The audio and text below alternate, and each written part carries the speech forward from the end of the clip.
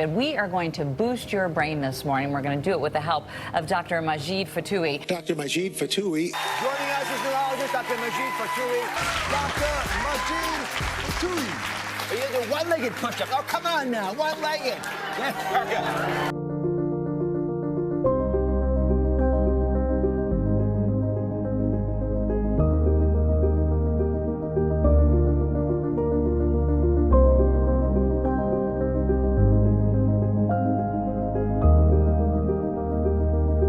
One of the most incredible things that I find amazing about our brain is that our mindset can change the anatomy of our brain.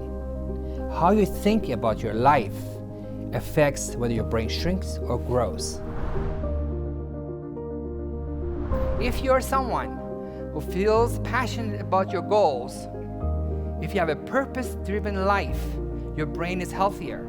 If you get up in the morning and you enjoy what you plan to do that day, and if you look forward to tomorrow, your brain is healthier and is more resilient to effects of Alzheimer's disease.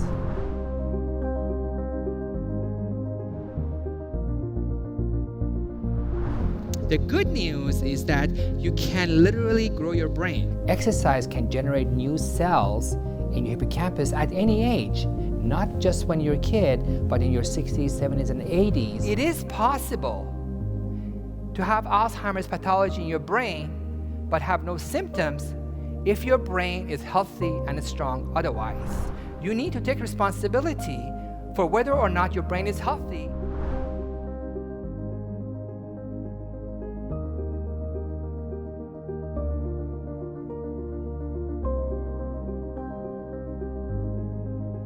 There's a new childhood.